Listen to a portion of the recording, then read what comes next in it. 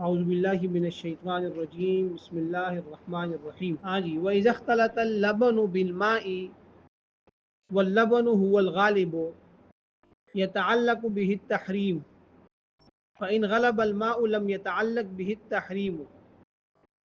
پھر دیکھیں بات یہ بتائی مسئلہ کہ اگر کوئی خاتون کسی بچے کو دودھ پلا دے، بچہ یا بچی کو مدت رضاعت کے دوران، اس سے رضاعت کا رشتہ ثابت ہو جائے گا. ٹھیک ہے نا. وہ خاتون اس بچے بچی کی کیا بن جائے گی؟ ماں. اس خاتون کی اولاد اس بچے بچی کی بہن بھائی بن جائیں گے. اب صورت یہ ہے کہ اگر کسی خاتون کا دودھ نکال دیا، ٹھیک ہے نا، کسی برتن میں کسی چیز کے اندر، اور پھر اس کے اندر تھوڑا سا پانی بھی ڈال دیا، کچی لسی بنا دی. ہاں جی. بھائی ہوتا ہے نا، بعض اوقات یہ ہوتا ہے کہ بچہ اگر دور ہے، ماں دور ہے، کہ آپریشن تھیٹر میں اس طرح کے مسائل ہو جاتے ہیں، تو دودھ کیا ہو جاتا ہے؟ نکل آتا ہے. اگر دودھ نکال کے برتن میں ڈالا، اس میں پانی بھی ڈال دیا اور کسی بچے کو پلا دیا، کسی بچے کو کیا کر دیا؟ ایک تو اپنا بچہ ہے نا، اس کی تو بات نہیں ہو رہی، تو ویسے ہی محرم ہے، کسی بچے کو پلا دیا. اب اس سے حرمت رضاعت ثابت ہوگی کہ نہیں ہوگی؟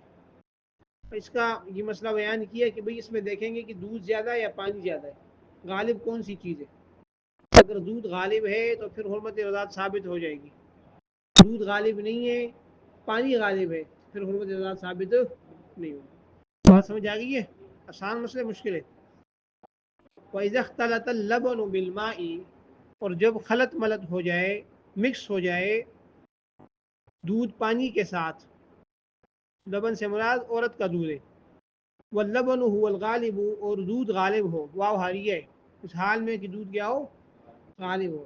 واو حالیہ شرط کے معنی میں بھی ہوتا ہے، آپ اس کا شرط سے ترجمہ کریں، بشرطے کہ دودھ غالب ہو.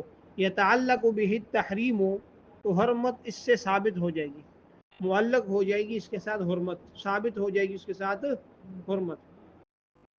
لیکن اس کے برعکس اگر ہو، فَإِنْ غَلَبَ الْمَاءُ، اور اگر پانی غالب ہو، لم يتعلق به التحریم، تو اس سے حرمت متعلق نہیں ہوگی. ٹھیک ہے.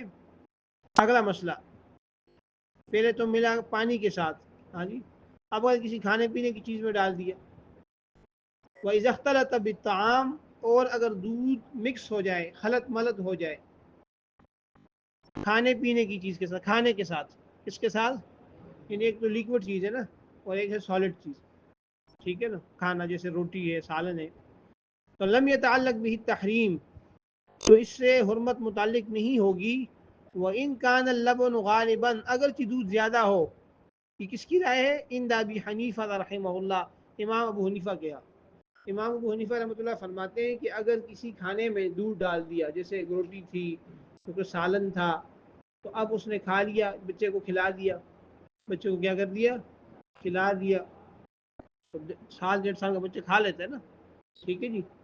تو اس سے حرمت ثابت نہیں ہوگی اگرچہ دودھ زیادہ ہو. یہ رائے کس کی؟ امام ابو حنیفہ رحمۃ اللہ علیہ کی. وقالا، صاحبین فرماتے ہیں یتعلق بالتحریم، اس سے حرمت ثابت ہو جائے گی، لیکن شرط وہی ہے کہ دودھ غالب ہو. شرط وہی کہ دودھ غالب ہو. وَإِذَا اخْتَلَطَ بِالدَّوَاءِ، اور اگر دودھ خلط ملط ہو جائے اس کے ساتھ؟ دوائی کے ساتھ. واللبن غالب، اور دودھ غالب ہو، اس حال میں کہ دودھ غالب ہو. تعلق به التحریم، تو اس سے حرمت ثابت ہو جائے گی. حرمت کیا ہو جائے گی؟ ثابت ہو جائے گی. بات سمجھ آ گئی بھائی؟ مشکل تو نہیں ہے. دوبارہ دیکھیں. وَإِذَا اخْتَلَطَ اللَّبَنُ بِالْمَاءِ، اور جب دودھ مکس ہو جائے، خلط ملط ہو جائے، مل جائے پانی کے ساتھ. واللبن هو الغالب، اور دودھ کیا ہو؟ غالب ہو. یتعلق به التحریم، تو اس سے حرمت ثابت ہو جائے گی. تعلق کا معنی حرمت کا تعلق ہو جائے گا. ٹھیک ہے نا. فَإِنْ غَلَبَ الْمَاءُ، اور اگر پانی غالب ہو، لم يتعلق به التحریم، تو اس سے حرمت ثابت نہیں ہوگی. وَإِذَا اخْتَلَطَتْ بِالطَّعَامِ، اور جب دودھ مکس ہو جائے، خلط ملط ہو جائے کھانے کی چیز میں، لم يتعلق به التحریم، تو اس سے حرمت ثابت نہیں ہوگی. وَإِنْ كَانَ اللَّبَنُ غَالِبًا، اگرچہ دودھ غالب ہو. عند ابی حنیفہ، امام ابو حنیفہ کے ہاں. کتاب میں دیکھ بیوقوف. وقالا، اور فرمایا کس نے؟ صاحبین نے. یتعلق به التحریم، اس سے حرمت کیا ہو جائے گی؟ ثابت ہو جائے گی. وَإِذَا اخْتَلَطَ بِالدَّوَاءِ اور جب کیا ہو جائے؟ دوائی کے ساتھ مکس ہو جائے دودھ. وَاللَّبَنُ غَالِبٌ جبکہ دودھ کیا ہو؟ غالب ہو. تعلق به التحریم تو اس سے حرمت ثابت ہو جائے گی. کافی ہے بھائی؟ چلے بھائی.